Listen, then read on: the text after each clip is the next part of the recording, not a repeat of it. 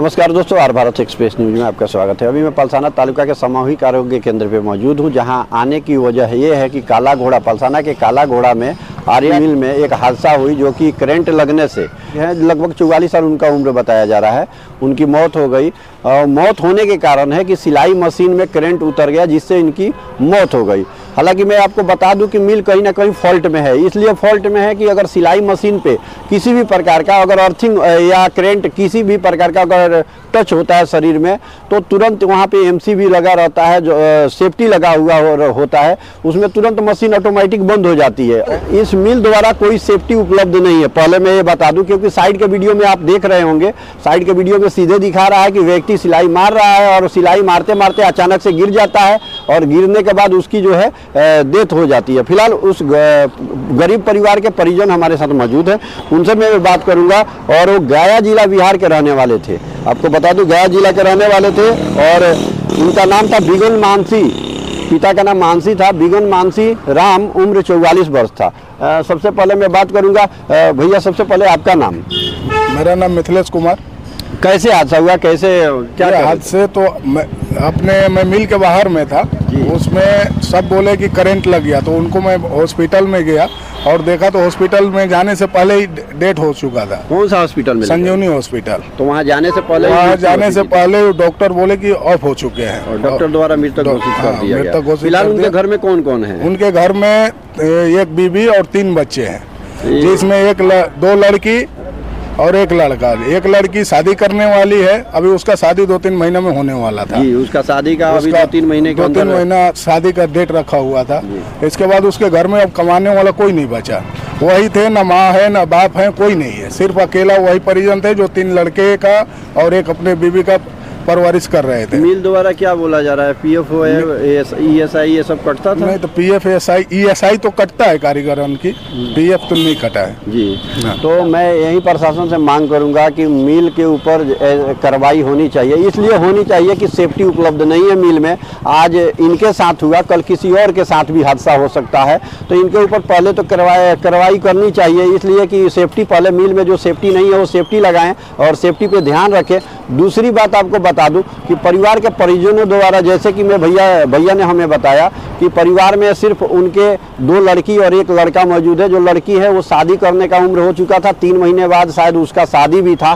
तो जिनके घर पे मैयत हो गया, जिनका पिता नहीं रहे, उनका शादी किस परिस्थिति में होगी वो भी मैं आपको बताने जा रहा हूँ, क्योंकि अब उनके पास जो करने धरने वाला इंसान था वो खत्म हो चुका। घर का जो मेन गार्जियन होता है, जो सब संभालने वाला है, वो खत्म हो चुका है। तो उस बात को भी ध्यान में रखते हुए जो भी उचित मुआवजा होता है गरीब परिवार को सौंपा जाए। फिलहाल परिवार के और भी सदस्य मौजूद हैं, मैं उनसे भी बात करूंगा। सबसे पहले उनका नाम क्या था? राम। और कहाँ के रहने वाले थे?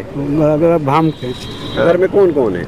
उनके घर में उनका परिवार है, बच्चे 2 बच्चियां 1 बच्चा। और वही 3 लड़के हैं। तो अभी उनके फिलहाल 3 महीने बाद लड़की का शादी था। और आज इनके साथ ऐसा हादसा हुआ। अभी उनके घर में कोई करने वाला है? नहीं, कोई नहीं।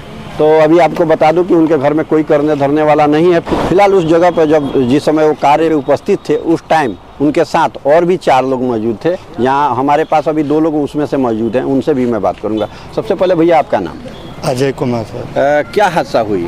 वो हादसा हुआ कि काम कर रहे थे, सिलाई मार रहे थे जी, सिलाई मार रहे थे, करंट और लगा, करंट लगा तो एक गिर गया। वहीं पे गिर गया। हाँ। तो गिर गया तो हम लोग जाके उसको उठाया, उठा के उसको हाथ पैर मला उसको, और उसका पैर तक सोज नहीं हो पा रहा था ऐसा। हाँ, तो उसको हम लोग पैर सोज किया मल कर। जी भैया सबसे पहले आपका नाम क्या? अली मंसारी जी। क्या हादसा हुई उस समय? हादसा ही हुआ कि जैसे हम लोग माल खोल रहे थे, वो सिलाई मार रहा था, तो जब हम जो थे से माल खोल रहे थे, अभी उन्हें से आया तो बोला कि गिर गया। तो हम सोचे कि बोला पावर मार दिया। गिरते हुए ये देखे, तब उठा के उसको हाथ पैर मले, पूरा ऐसे हो गया था, कमरा गया था। तब जाकर अथी हुआ, तब मैंने मुंह भर खुल रहा था, इसके बाद कुछ नहीं बोल रहा था। माथा में टूट गया, माथा में ये जगह कट गया था, गिरा था, गिरने से कटा।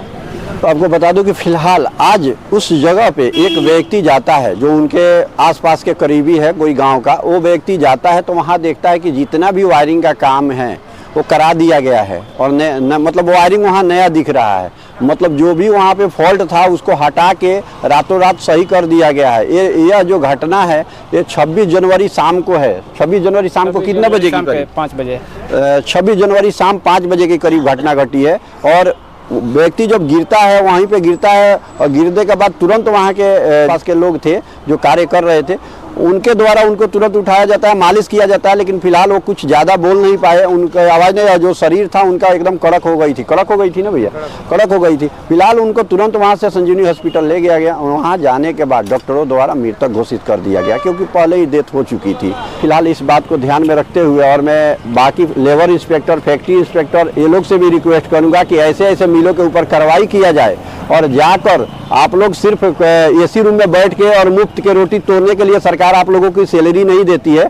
आप लोग कम से कम फील्ड में घूमिए और फील्ड में घूमकर देखिए कि मिल के अंदर क्या सेफ्टी है, क्या सेफ्टी नहीं है। अगर आप लोग नहीं ध्यान देंगे तो ऐसे ही मजदूर वर्ग के युवक हैं, जो बुजुर्ग हैं, जो भी काम करने आते हैं, 2 पैसा कमाने के लिए आते हैं, उनके साथ अन्याय होता है। आए दिन कुछ ना कुछ दुर्घटना होती रहती है और मरते रहते हैं और उनको उचित मुआवजा भी नहीं दिया जाता है। इसलिए नहीं दिया जाता है कि उनका कोई सेफ्टी है ही नहीं, उनके पास बीमा उपलब्ध है ही नहीं। तो मिल मालिक द्वारा क्या किया जाता है, दबान दिया जाता है और पुलिस स्टेशन में आके फरियाद उल्टा घुमाकर लिखवा दिया जाता है। ये भी कर दिया जाता है उनके साथ। और बाद में क्या किया जाता है कि बाद में उन लोगों को 50,000 लाख रुपया, और मजदूर आदमी जो है उनका यहाँ कोई रिश्तेदार रहते नहीं है, ना घर के परिवार रहते हैं कि कोई उनके पीछे लड़ सके। तो ऐसे लोगों के साथ नाइंसाफी होती है। उस बात को ध्यान में रखते हुए मैं अधिकारी को भी बोलूंगा, उच्च अधिकारी को भी बोलूंगा कि इस मैटर को गंभीरता से ले और मिल के ऊपर भी कार्रवाई करे, जो भी उचित मुआवजा है इस गरीब परिवार को सौंपा जाए। तब तक आप हमारे साथ बने रहे और देखते रहे आर भारत एक्सप्रेस न्यूज। सूरत पलसाना से राजेश सिंह राजपूत की रिपोर्ट।